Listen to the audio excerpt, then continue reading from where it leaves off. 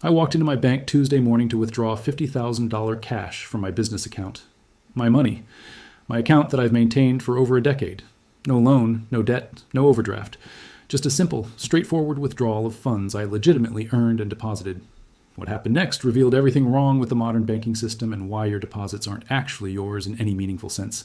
Let me take you through this entire experience step by step, because what I discovered should terrify anyone who thinks their bank account represents money they can actually access when needed.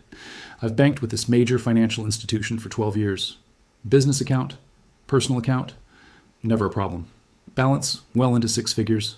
Perfect credit, no flags, no issues. I needed $50,000 cash for a legitimate business transaction. Equipment purchase from a private seller who preferred cash, normal business activity. I called ahead Monday, asked if they could have $50,000 ready Tuesday morning. The phone representative paused, long pause, then asked why I needed cash. I explained. Equipment purchase. She said she'd note the request and I should come in Tuesday. Tuesday, 9 a.m. I walk in, approach the teller, explain I called yesterday about the withdrawal. She asks for my ID, scans it, types, waits, then says, "One moment, sir." She disappears into the back. 5 minutes pass, 10 minutes. She returns with the branch manager. The manager introduces himself, asks if we can speak privately in his office. Red flag 1. We sit. He asks about the withdrawal. I explain again. Equipment purchase, cash payment. He nods. Then the questions start. What equipment? Who's the seller? How do I know this person? Where did the funds in my account originate? What's my business revenue? Do I have documentation for the purchase? Why does the seller want cash? Have I done business with this person before? Why not use a check or wire transfer? I answered everything, politely, but I'm thinking, this is my money. I shouldn't need to justify withdrawing my own funds. The manager says he understands, but for amounts over $10,000, they're required to file a currency transaction report with FinCEN. The Financial Crimes Enforcement Network. The government will know about my withdrawal. Fine, I have nothing to hide. File the report. The manager continues. He says that while they can process the withdrawal, it will take 3 to 4 business days to have that much cash available. The branch doesn't keep that much on hand. They'll need to order it from their central vault. Wait, what? This is a major branch, downtown location. They process millions daily. They don't have $50,000 cash. The manager explains that due to security concerns and digital transaction prevalence, branches maintain minimal cash reserves. Most transactions are electronic. Large cash withdrawals require advance notice and ordering from regional facilities. I ask how much cash they have available today. He can't tell me exact amounts for security reasons, but suggests if I needed the funds urgently, I could withdraw $9,500 today and return tomorrow for another withdrawal. Red flag 2. He's literally suggesting I structure my withdrawal to avoid the $10,000 reporting threshold. I tell him that's called structuring and it's illegal. He backpedals, says he's not suggesting anything improper, just offering options for faster access. But the suggestion was clear. Break up the withdrawal to avoid reporting. That's a federal crime, and he just recommended it. I stick with the full $50,000 withdrawal. He says he'll process the order. I should return Friday. They'll have the cash ready. He also mentions that for my protection, they recommend I don't carry that much cash personally. They can facilitate a wire transfer or cashier's check instead. I decline. I need cash. Friday morning. I return. Same branch. Different teller. I explain I'm here to pick up the ordered cash. She checks, confirms, then asks if I have a large bag or case. I brought a backpack. She says, for security, they recommend I count the cash in a private room rather than at the counter. We go to a small office. She returns with the cash. 50 bundles. $1,000 each, all hundreds. Still in bank bands. I start counting. About halfway through, the branch manager appears, asks if everything is satisfactory. I say yes. He lingers, watching, making me uncomfortable. This is strange. I finish counting. $50,000 confirmed. I sign acknowledgement of withdrawal. The manager hands me a packet of papers. The currency transaction report. My information. Transaction details. Amount, date, purpose, all being reported to the federal government. My withdrawal of my own money is now in a federal database. The manager suggests I use the side exit instead of walking through the lobby with cash. Security precaution. I agree. As I leave, I notice a security guard watching me closely, following me to my car. Making sure I leave safely, he says. I feel like I'm being escorted out of the building for withdrawing my own money. Drive home, money secured, transaction complete. But the experience revealed something disturbing. The banking system doesn't actually have your money. They don't expect you to withdraw it. And when you try, you're treated like a criminal. Let me break down what I learned and why this matters for everyone with a bank account. First, banks operate on fractional reserve. They don't hold your deposits in a vault, they lend them out. When you deposit $100, the bank might keep $10 in reserve and loan out $90. That $90 becomes a deposit at another bank, which keeps $9 and loans $81. The cycle continues. Your original $100 creates hundreds in the banking system through lending multiplication. This works fine when everyone doesn't want their money simultaneously. But when people try to withdraw, banks don't have the cash. They have assets, loans, mortgages, bonds, not cash. Converting assets to cash takes time, hence the 3.pound to 4 day wait for my withdrawal. Second, cash withdrawals over $10,000 trigger mandatory currency transaction reports. Banks must file these with FinCEN. The government tracks large cash movements. Why? They claim it prevents money laundering and terrorism financing. The reality? It creates a surveillance system tracking all significant cash transactions. The $10,000 threshold hasn't changed since 1970. If it adjusted for inflation, it would be around $75,000 today. But they keep it at $10,000 because they want to capture more transactions. They want more data, more surveillance, more control.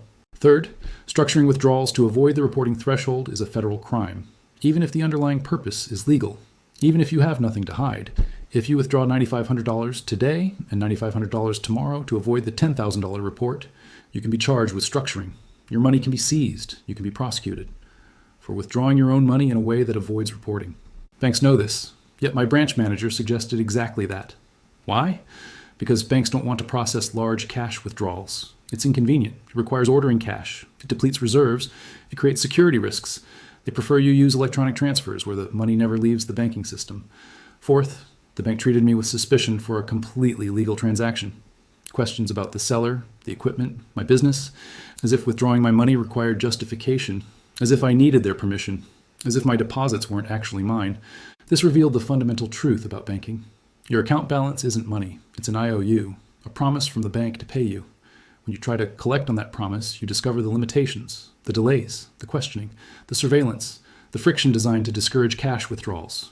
Now let me show you why this matters beyond my personal experience. Banks are increasingly cash constrained. They face regulatory requirements to maintain capital ratios and liquidity buffers. They need reserves to meet Basel III standards. They can't afford to have significant cash sitting idle in branches. So they minimize cash holdings and rely on just-in-time delivery from central vaults. This creates vulnerability. If enough people try to withdraw simultaneously, banks can't meet demand. We saw this in 2023. Silicon Valley Bank failed. Customers tried to withdraw $42 billion in one day through digital banking. SVB didn't have the cash. They had to sell bonds at losses to raise liquidity. The losses triggered more panic. The bank collapsed. First Republic followed. Signature Bank. All suffered bank runs. Not physical runs with lines outside branches. Digital runs. Customers clicking withdraw on their phones. Billions leaving in hours. The banks couldn't convert assets to cash fast enough. They failed. The government response? Not to ensure banks maintain adequate reserves. Instead, they're quietly implementing capital controls, making it harder to withdraw cash, increasing surveillance, raising suspicion around cash transactions, pushing people toward digital payments that never leave the banking system. My experience is part of this trend. The questions, the delays, the CTR filing, the suggestion to structure, the uncomfortable escort to my car, all designed to discourage cash withdrawal and keep money in the system. Here's what else I discovered researching after my withdrawal. Multiple people report similar experiences. Reddit threads, online forums, people trying to withdraw $20,000, $30,000, $50,000. Same patterns. Questions about purpose, delays for ordering cash, CTR filings, suggestions to use alternatives. Some report even more aggressive responses. Accounts frozen pending investigation. Suspicious activity reports filed with law enforcement. Withdrawals denied entirely. Banks claiming they need more documentation, more proof of legitimate purpose, more justification for accessing your own money. One person reported trying to withdraw $40,000 for a car purchase. The bank manager called it suspicious and refused the withdrawal. Said he needed to verify the legitimacy first. Kept the person waiting for days. Eventually required a copy of the purchase agreement before releasing funds. Another person withdrew $25,000 for home renovation. The bank filed a suspicious activity report. 2 weeks later, IRS contacted them asking about the source of funds. They had to provide tax returns, bank statements, proof of income, all because they withdrew their own money for a legal purpose. The system is designed to trap your money in banks, digital payments, electronic transfers, debit cards, credit cards, all keep funds in the banking system where they can be lent out, tracked, controlled. Cash withdrawal removes money from the system. They don't want that. So what should you do?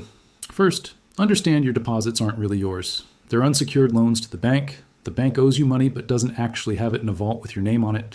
Your account balance is just a database entry.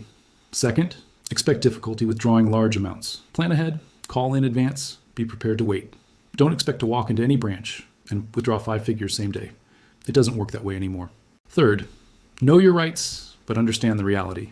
You legally own your deposits, but practically, accessing them requires navigating bank policies, government surveillance, and artificial friction designed to discourage cash use. Fourth, consider diversifying beyond bank deposits. Physical cash at home in a safe, precious metals, Bitcoin. Assets you control directly without intermediaries. The banking system is becoming more restrictive. Having alternatives matters. Fifth, document everything. When you withdraw large amounts, keep records, the CTR filing, your stated purpose, transaction receipts. If the bank or government questions you later, you'll have documentation proving legitimate activity. I got my $50,000, the transaction completed, but the experience opened my eyes. Your bank deposits exist in a system designed to keep them trapped, withdrawing significant cash triggers surveillance, delays, and suspicion. The money you think you own is actually controlled by banks and monitored by government. My simple withdrawal revealed the truth. Your money isn't really yours until you hold it. Everything else is just permission to access funds that banks use for their purposes, and that permission can be delayed, questioned, or denied at any time. Think about that next time you check your bank balance and feel wealthy. Those numbers represent promises, not possession.